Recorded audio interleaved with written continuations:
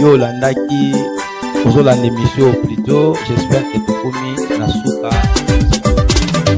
ozala beni toyambaki osala nzambe.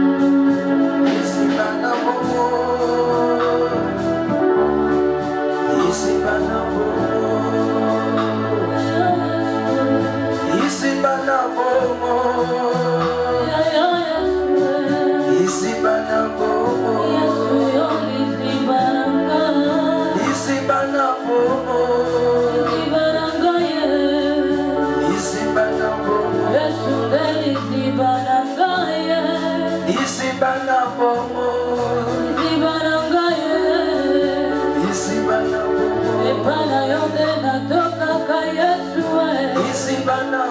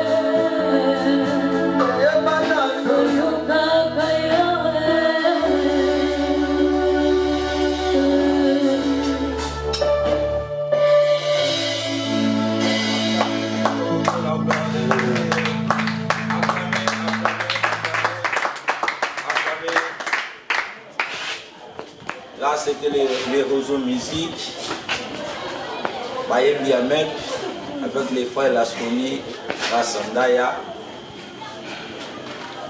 Alors, émission Nabiso, Kobandi Yango, Lelo, Toyambi, apôtre Jean-Robert, Nzengi Amalo. J'espère que Bandeko va poser qui va question trop si les enseignements vont na YouTube, na TikTok, avec Italie, les sacerdoces familiales.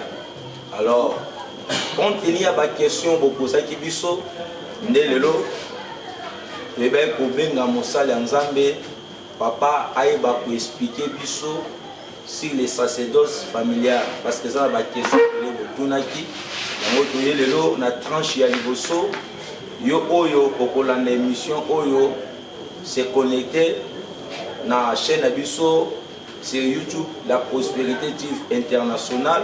Si vous avez des questions à Kotuna, à Tozolanda en direct na TikTok, Kota poser une question après émission pour que vous ayez réponse na yo. Mot de papa. Je sais que nous avons une émission où nous parlons des lèvres de Dieu.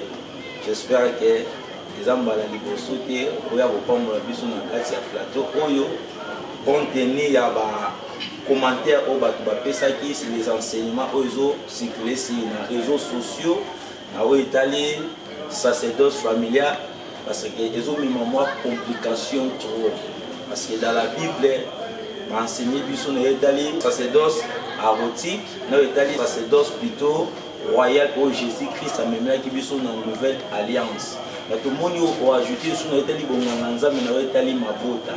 Alors, lelo, bana na nzambe na bandeko baza na plateau, olingi moi un peu éclairer biso, otalisa biso, otalisa les enseignements na toute intégralité nango, toyeba ya solo vraiment est-ce que sacerdoce familiale peut eba coexister na makambo ya nzambe. Merci pour la parole. Et nous remercier les spectateurs nyonso bazona na biso na direct na TikTok Zamba Pambandino. Ceux qui ont abonné na chaîne apôtre Jean-Robert Nzenga Amalo de TikTok abonné. Nous avons payé pour bosser na terre pour la yango. Ceux qui ont abonné na YouTube de la Prospérité TV Internationale, abonnez-vous. C'est là où on écoute l'intégralité à message. Alors, émission, merci pour bien pour la éclaircissement. Parce que peut-être qu'il y a 4 enseignements, on a moins de boulot, parce qu'on a qui pour que le peuple de Dieu va comprendre. La Bible a parlé sur le sacerdoce aéronautique, c'est-à-dire Aaron, dans l'ancienne alliance. Et dans la nouvelle alliance, nous avons parlé sur le sacerdoce Jésus-Christ, en tant que souverain sacrificateur. Là, dans les tabernacles célestes. Mais l'Ancien Testament, c'était long. Et l'Église, c'est surtout la Nouvelle Alliance, qui est la réalité de l'ombre qui est l'Ancien Testament. Alors, la catégorie sacerdoce familiale, pour te dire, pour comprendre que la famille, c'est le modèle du sacerdoce. Parce que dans la famille est un mystère. Comme l'apôtre Paul a parlé dans la carte à Colossiens, le mystère caché, tout le temps. Et c'est un mystère, un mystère, un bomba qui a mou. Alors, il y a un zamba qui dans cette nouvelle alliance, pour révéler. Quand nous avons parlé sur les sacerdoces familiales, on parle de la famille, on parle de l'autel de la famille. Parce que la famille en soi, c'est le modèle de Dieu. C'est Dieu qui a conçu la famille. c'est Dieu qui l'a préparé et qui l'a fait exister. Nzambe ne mutu qui famille ça. Alors na kati ya famille et l'opposant tout na kati na famille eza hôtel au Nzambe na kati ya famille. Et on comprend que le véritable modèle de la famille ça se trouve dans l'Éden. Au moins que quand Nzambe a créé Adam à l'Éden, Père Pessier a géré. Mais Bible dit l'homme et la femme dans Genèse chapitre 1 verset 26 verset 27, l'homme et la femme étaient créés le même jour, étaient créés à l'image de Dieu. Comme Dieu est esprit, l'homme et la femme sont aussi des esprits. Et maintenant, pour emmener à l'existence l'homme et la femme, Dieu a fait d'abord l'homme. Et la femme était dans l'homme. Et tant que nous avons fait un combo, moi ça zaki na kati ya mobali. Nzambe ndatali ali te na moni ko la solitude mo za na kati ya motuna bimisa mwasi. Na bimisa ayo bimisa mwasi kala na koti ya mobali a séparer bango. Alors alobi mobali akokite famille na ye na papa na ye na maman na ye akoya kotashi na mwasi ne ba kokoma mutubo moko. Ba kozwa ndenge zaki na Eden. Alors, quand on dit en réalité, c'était dans la réalité qu'est l'église. Cette réalité-là, c'est dans l'église. C'est dans l'église. Il y a réalité. Il y a un mystère. Au moins, dans Exode chapitre 19, à partir du verset 6, au moins, quand Israël, que soki bonde boki bongo na ngai bo partenaire na ngai na ba nation surtout mais na ko sala bini bo za la royaume des sacrificateurs et une nation sainte. Fallait que na royaume Nzambe Dieu on voit l'homme et les enfants. On voit pas la femme parce que la femme est écrite dans l'homme comme c'était dans l'Éden. Alors l'héritage oyo c'est l'héritage de leur père. Alors cet héritage-là, cet héritage-là, c'est l'autel de Dieu. Cet autel où le papa a légué la banne. La famille, en réalité, a bousculé l'autel. Tu vas dire expliquer dans Genèse chapitre 14, au moment que à partir de Genèse 12, Nzambe alingi bena abanda modèle de la famille. Akobanda nani? Akobanda na papa. C'est comme ça que abimisi Abraham alobi na kosala yo père. Bima tika famille na yo yaka iskanga na memi yo na kokomisa yo père ozala bénédiction pour na bato ebele. Or kopambola yo ngana kopambola ye. Tout ça. À partir du verset 17 chapitre 17, Nzambe a éclairci lisusu. A expliquer comment à cause de l'alliance d'Abraham. Mais avant que ça l'alliance d'Abraham, à partir de Genèse 14, Nzambe a tindeli Melchisedek. Quand Abraham a utilisé Tumba, alors il prend au devin de Gounaï, levé na Lot, na nzela a coûté na mutumo ba bengi Melchisedek. Alors mutumo ba bi azali roi. Et tant a coûté qui na ayi pona kokutana na Abraham na maboko na azalaki na mapa na 20. Ibelobi ta kutani na Abraham apamboli Abraham a pesa qui dîme de dîme. Alors pour te comprendre le mystère le cas qui wana. Makambo le cas qui wana na cette alliance Nzambe alingaki ezaki scellé. C'était mystère. Alors Nzambe alingaki a dévoilé a révélé pour que tout dans la connaissance à makambo le cas qui wana. Nzambe a expliqué qu'ils sont dans la nouvelle alliance à travers l'apôtre Paul. A expliqué qu'ils sont makambo le cas qui wana. Au moment que dans l'Apocalypse, Jean Nzambe a expliqué à partir après chapitre 6, chapitre 7, a expliqué Mutuana Oyo, Babenge Melchisedek Azanan. À partir après donc comprendre que Mutuana Azaki Nzambe. Pour Alobi, a comment qui moi dans Azaki roi, Yamboka Salem.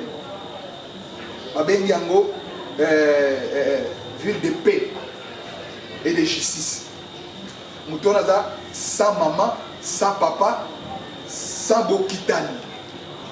Aza les bandelités, aza na soukate, aza les bandelavité, aza pe na souka ya bon moïté. Alors, à comment qui le colle à moi na yamu. Donc, comprendre que Nzambe alataki nzoto na mokili ayaki le colle à Melchisedec pour akutana Abraham. Mais cette rencontre là, c'était que Nzambe a transféré l'autel de la famille na tata babeli Abraham. Parce que dans la famille, c'est d'abord l'homme. C'est l'homme qui est le chef. L'apôtre Paul a expliqué dans Éphésiens, rôle de la famille, espérons la papa, espérons la maman, espérons la bande. Pour la papa, a dit ça le dit, linga mwasi na yo, lokola nzoto na omoko. Alors, pour la mwasi a dit, linga mobali na yo, cela soumis na mobali na yo. Pour la bana a dit, obéissez tata na yo na maman na yo, pose la longue vie. A éclairci. Bon, pour la mobile, je vais vous expliquer. Il y a une relation à l'église na Christ. Parce que, pourquoi Christ? Parce que le mystère, nous sommes tout. Ouais, il va dire que la nouvelle alliance, il va dire qu'il y a Christ. Parce que Jésus-Christ, quand on parle de Jésus, on parle de l'homme terrestre qui a pris le corps. Mais Christ, c'est le spirituel.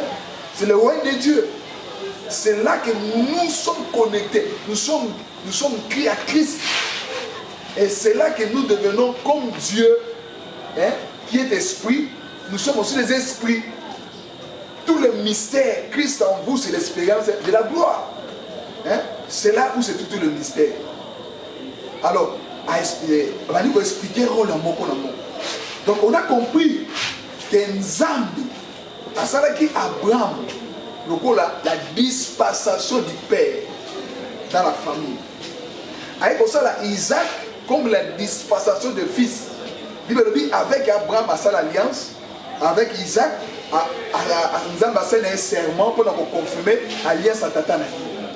Et avec Jacob, Nzambe a rédigé une loi. C'est-à-dire que Jacob a botti na zone na mibale. Et à partir de la zone de Nzambe a vendu sa famille. C'est comme ça que tant Isaac et tant Jacob a pamboli mwana moko na moko. Donc on comprend que eloko Melchisedec azalaki nango, azalaki na royauté, azalaki pe na sacerdoce. Donc a pambolaki Abraham na kati Abraham automatiquement a libéré sacerdoce, a libéré pe la royauté. Yango moni babengi Nzambe ya Isaac parce que Isaac a dans Nzambe te Nzambe nani ya tata na ye. Babengi Nzambe ya Jacob a dit Nzambe te Nzambe nani ya koko na bango Abraham. Oyo Isaac a été comme hôtel de la famille et qui tient Jacob comme hôtel de la famille. Jacob peut-être a libéré l'ipamboli à moko na moko une portion ya Bozambe. Oyo vana ki na lipa ya Melchisedec. Parce que lipo Melchisedec qui nango wana ezaki mystère. Yango yemoko Yesu tant que fils tant wa yeki na nouvelle alliance, il a expliqué. Abi lipa oyo ezali nzoto na ngai. Vin oil, les hommes qui là. On a compris que le Melchisedec, comme ma lippe, comme ma vin, il y a un mystère de Vandakiwan. Et moi, je dis maintenant qu'on dit, oh, qu'on lit à l'autre nangai. Père, comme la maquilla nangai. Donc, on a la vie éternelle. Donc, la vie, c'est de la personne de Jésus. Quand nous mangeons la nourriture, qui est la parole de Dieu, qui est la personne de Jésus-Christ. Il y a quelque chose de surnaturel entre nous. Et quand après avoir mangé, et nous buvons le vin, qui est le Saint-Esprit. Quand le vin vient, il est rempli. C'est comme ça que le Saint-Esprit vient après avoir écouté quoi? La parole. Pour que le miracle ça produise, il faut que vous écoutez d'abord la parole. Pour que le Saint-Esprit vienne attester la parole. C'est là que nous sommes remplis du Saint-Esprit. C'est là que le Saint-Esprit vient attester qu'il est avec nous. Donc c'est un mystère que Jésus a expliqué à Kiam. Alors, maintenant, dans la nouvelle alliance, la famille chrétienne, nous avons rétabli cet hôtel-là. Oyo, biso to hérité na ba famille na biso au lieu de hériter la sacerdoce Nzambe à Israël, biso to hérité Nzambe ba mai, Nzambe ba zamba, au lieu de hériter la véritable héritage, nous devons hériter l'héritage des ténèbres. Et on se mona ma famille zo pambola maté, il y a les impudicités. Oh, bah parents bazo hériter, bah parents na kati, bah parents bazo léguer na makile bana na ba information diabolique. Il y a les impudicités, les divorces, hein, l'orgueil, la pauvreté, les maladies héréditaires, tout ça nous héritons dans nos sorts, dans notre ADN. C'est l'héritage familial. Cet héritage-là, au lieu de recevoir l'autel de Dieu, dans l'autel de Dieu, il y a la bénédiction. Et il y a l'élévation, il y a le succès, il y a la paix, l'amour, la joie. Et quand vous héritez l'autel de la famille qui n'est pas l'autel de Dieu, vous avez un problème. C'est là que dans la famille, il y a des sérieux problèmes. Les gens ne sont pas bénis. Il y a les gens qui meurent de maladies héréditaires. Il y a les gens qui se divorcent. Il y a les célibats. Il y a des problèmes à cause de cet autel-là. Et nous sommes obligés que le peuple de Dieu, qui dans la Nouvelle Alliance, pour comprendre ce mystère-là, la sagesse de Dieu, qui était cachée de tout le temps, nous devons révéler le véritable famille selon le modèle de Dieu qui est le sacerdoce familial. Voilà. Ok, merci papa.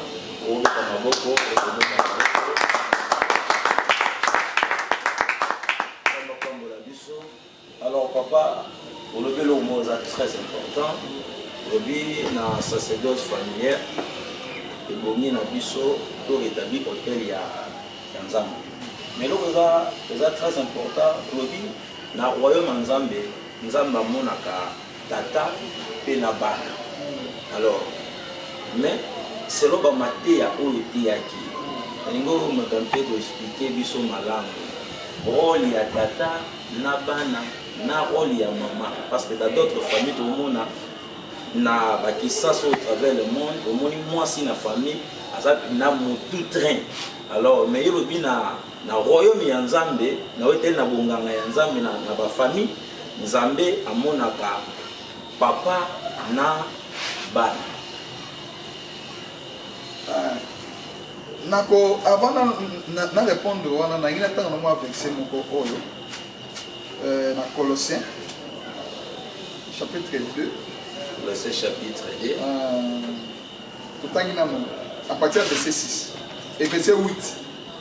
Prenez garde que personne ne fasse de vous sa proie par la philosophie et par une vaine tromperie, s'appuyant sur les traditions des hommes et sur le rudiment du monde et non sur Christ.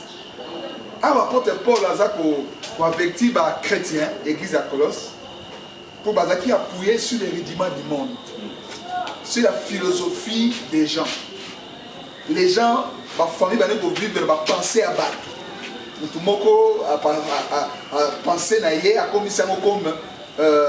comme un principe, il y a une famille, tout ça, mais ce n'est pas le modèle de Dieu. Et nous, dans la Nouvelle Alliance, nous avons reçu Jésus-Christ comme Seigneur et Sauveur. C'est lui notre socle, c'est lui notre fondement, où nous sommes édifiés sur les enseignements des prophètes et des apôtres. C'est là où nous sommes assis. Quand nous parlons de situation familiale, c'est notre modèle, c'est la parole de Dieu, les Écritures. Dans le royaume de Dieu, le modèle de la famille, c'est ça. Dieu voit le Père et le Fils. Si réellement que nous sommes des chrétiens, famille chrétienne, nous sommes des enfants de Dieu, nous devons vivre selon ces principes-là bibliques. Ça veut dire qu'on ignorait moi cité. Moi, ça a la valeur de surtout. Mais moi, si, à bomba sima mobile. Il y a un moment que moi, si je suis bali, je suis mobile. Yes, yes. Mobile, l'homme est le chef de la famille. Ce n'est pas la femme qui est le chef, c'est l'homme qui est le chef. C'est l'homme qui est le père de la famille. C'est comme ça que nous avons dit que moi, mobile. A quitter famille na yé, a quitter papa na yé, maman na yé, Mais et l'autre raison, mais ma pas attaché à moi, c'est l'hôtel où il y a une famille. C'est spirituel. Physiquement, à quitter papa et maman, mais attaché à moi, c'est comme Mutubo, Moko. Comme Mutu Moko. En réalité, comme il y a un Nzambe Moko. Parce que moi, si il faut baser un Nzambe Moko. Base na foi moko. Problème ici que yaka awa, ce qui moi si na mobile ba na nzambe moko te. Alors, ce qui mobile, mutu na nzambe ya solo, akobunda po ala mene moi si na ay ba nzambe na ye. Ce qui moi si ana nzambe ce qui mobile, ana nzambe ya libanda bitumbe ko ban. Pour mobile à prendre des décisions que mobile, il faut moi ça na ye. N'est-ce que bitumbe ko salawa. Alors, il faut dans ma case. Il y a que Lukanzamba profondeur pour ramener Mobali Naye dans le hôtel. Donc le véritable hôtel, c'est l'homme qui est le chef. Et sa femme est en lui, est cachée à lui. Donc Mobali est le corps là, mort. Il y a un moment où il y a un Nzamba qui est dans mon kilo, et c'est toujours modèle de la famille. Modèle de la famille négative. Comme au moment que dans le monde spirituel, on parle du Père, on parle du Saint-Esprit, et on parle de quoi? Du Fils. C'est les trois personnes. Et le modèle de la famille, c'est les trois personnes aussi. L'homme, la femme et les enfants. Mais l'homme, il est comme le soleil. Parce que le soleil qui est la source de la lumière. Quand ils ont libéré la lumière, automatiquement la ligne a vu lumière. Il y a Moïse, ils ont dégagé pendant la nuit, vous avez éclairé. Et les étoiles aussi, ils ont vu lumière, il y a ligne, et il y a soleil, ils ont libéré, ils ont éclairé. Parce que monde a fonction lumière. Il y a un moment dans la famille, ceux qui m'ont dit pambolami automatiquement moi c'est pas pambolami. Ba na pas pambolami. Ceux qui m'ont dit ça pauvre, ba ko ben appelle moi si il y a pauvre. Ba ko finir moi si moi c'est pauvre. Ceux qui m'ont dit la commune ministre, ba ko ben moi si il y a ministre. Donc la femme plan alors gloire ya mobali na lumière ya mobali na ye. Il y a une famille, parité est arrêtée. Les parités sont les philosophies des hommes, comme on a parlé ici. Les rudiments du monde. Il veut avoir que l'homme et la femme basent dans l'égalité d'Engemok. Là, c'est dans le travail. Dans le travail, pas de problème. Dans le travail, pas de... Mais quand on revient dans la famille, le modèle de Dieu, c'est ça. C'est l'homme qui est la tête. Et la femme, elle est là à côté de son mari pour l'aider. On appelle elle des semblables. Il va l'aider son mari pour la mission que Dieu l'a donnée sur la terre. Pour gérer cette sacerdoce-là et éduquer les enfants. Voilà le modèle de Dieu que Dieu veut comme ça. L'homme et la femme. Quand on va quitter la famille, ça veut dire hôtel beau, mon corps. Et ils vont éduquer les enfants selon leur modèle sacerdotal familial. Et les enfants aussi vont apporter ce modèle dans leur famille qu'ils vont quitter. Et c'est là que Dieu déverse la bénédiction. Ok. Ok.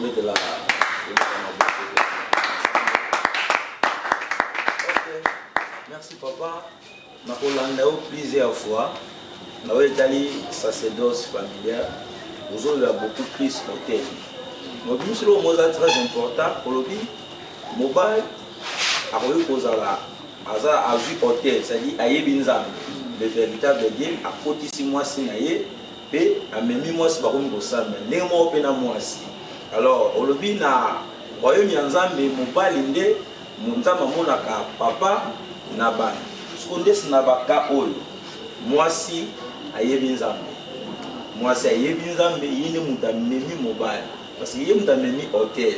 Est-ce que moi, ça peut pouvoir on a mobile à diriger l'hôtel parce que ça a un problème dans le domaine que moi, ça y est bien mais mobile a évité, mais à faire des comptes au monde parce que l'homme spirituel nous a dirigé. Parce qu'on a que moi, si tato a y est bien mobile a évité, mais à ramener la présence de Nzambe. Est-ce que ça a un mécanisme pour ça, Nzambe, pour ça, mobile a l'école moi si. Dans le domaine spirituel, parce que dès que dernièrement, on dit maman Hollande, il a rétabli l'hôtel, si ma béni papa, et a tient papa les bosso. Alors, pour la calé, c'est un chrétien, il y a un bazar pour ramener, il va y avoir un hôtel, on va trouver qu'il y a le véritable Dieu. Et tout ce hôtel, vous avez. Ah, et là, comment le bien est très important. il y a un problème dans le couple. Au moins, moi, ça va être au sambela, mingi, mon gars, au sambela, ti, mon gars, au sambela.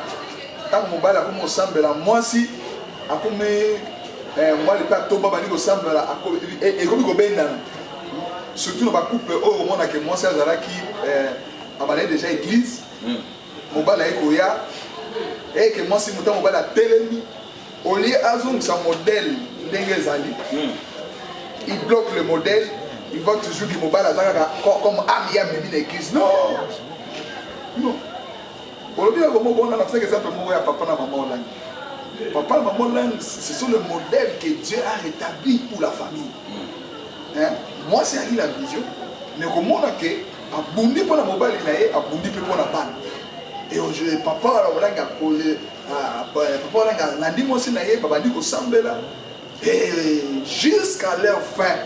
Et le papa, maman t'a compris, nous baillons à tout le monde a libéré l'homme. L'homme a zui makam. Au monde il est ministère qui il va libérer, nous sommes les fumouami, tout ça. Et à la fin, nous avons ramené les enfants. Hein? Les enfants, nous sommes étant voilà l'héritage pour bâtir les balles. C'est-à-dire que c'est important pour que moi ça ait bâti. Tant que vous avez binzabo, les lions, vous dites pour moi dans banzam. Et comme on a dit, parce que c'est ça, le problème c'est quoi? Dans la famille, il y a toujours mon cousin plus fort, l'autre cousin faible. C'est un moment si vous êtes fort, vous n'avez pas spirituellement ton moment pour équilibrer ça. Parce que la femme est dans l'aide.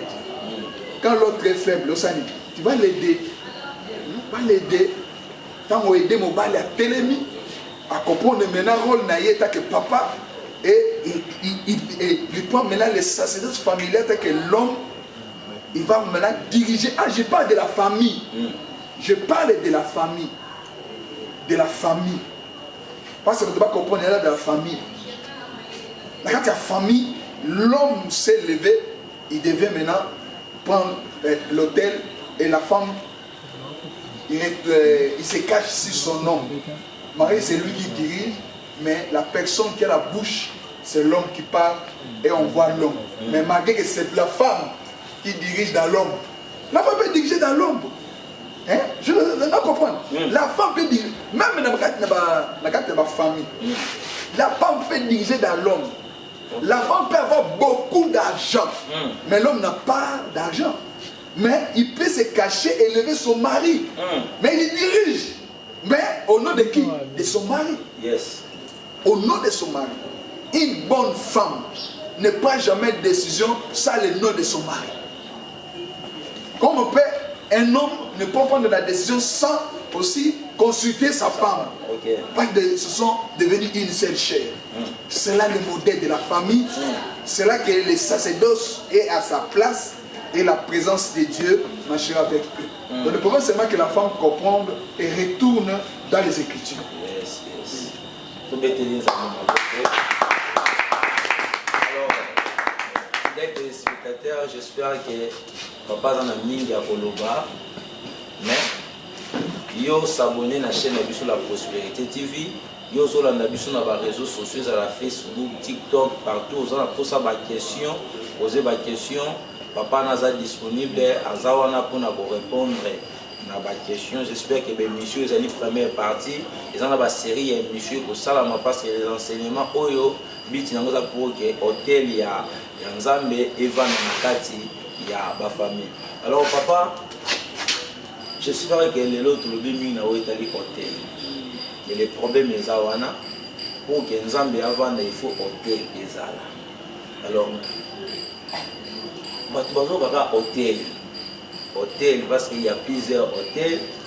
Quel hôtel au Nini n'a pas tout non pour que ma famille la sauver parce que ma famille va souffrir. Mathéo va tirer des commentaires parce qu'ils ont un problème sérieux dans la famille.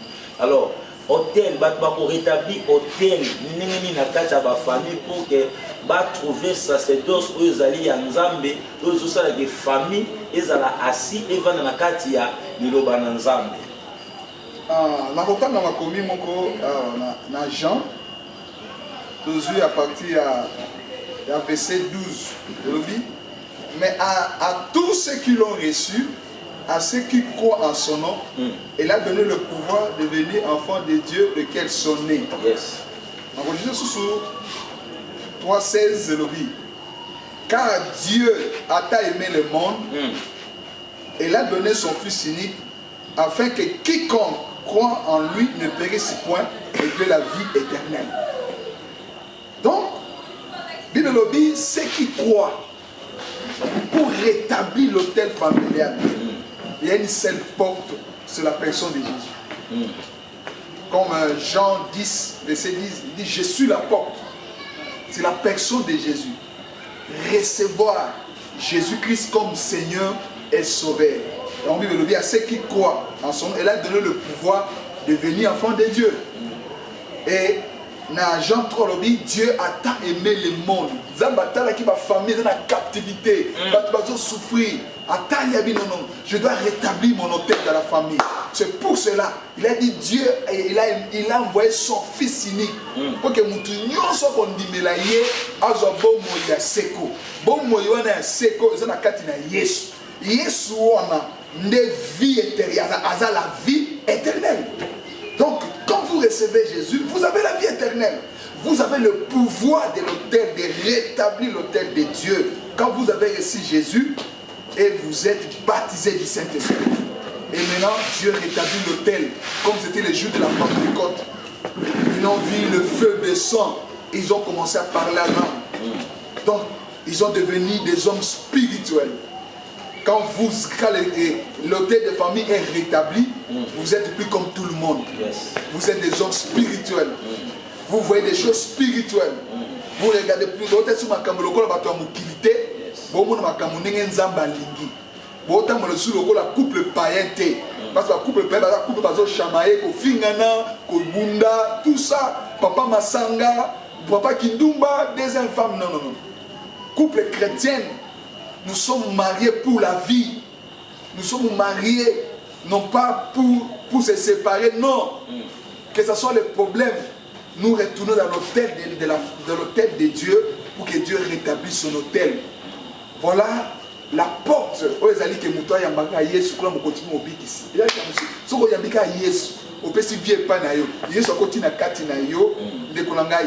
Il y a makamboyo et kobanda na kati na yo yimoko expérimenter. Parce que le christianisme est likambo golobate. Le christianisme est l'expérience personnelle au mutosa na kati ya nzambe. Autant moyembi Yesu, tu vas découvrir les choses qui vont pas. Na pas expliquer ton amaka Yesu dans likambo bolé. Yo moment non moni mais yo même pas expérimenter. Il faut expérimenter cet mystère là. Il y a vie. Vous êtes la carte. On commence à monter qui boya tiki. Vous nous mettez masanga tiki. Vous savez qui dumba tiki. A comme qu'on semble là. Et il y a quelque chose. Il y a pas encore expliquer. Prenez-moi ça on a. Ça on a tout nyo. Comment ne comment dire mon anza mais c'est difficile. On commence à même moi pour expliquer.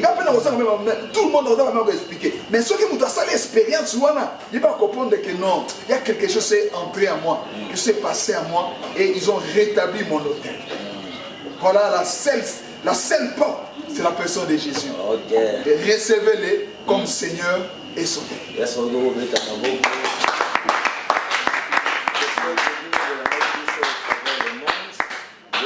Les représentants légaux, la mission évangélique, la prospérité, notre Père aux alliés, apôtre Jean-Robert Nzengi Amalo, Tozaki na moi des familles, le Belaki Bisso, na Itali Makambolika ma famille, Nelelo, Tobay Kobengaye pour que les commentaires, poser des questions pour que les cas éclaircissent Bisso.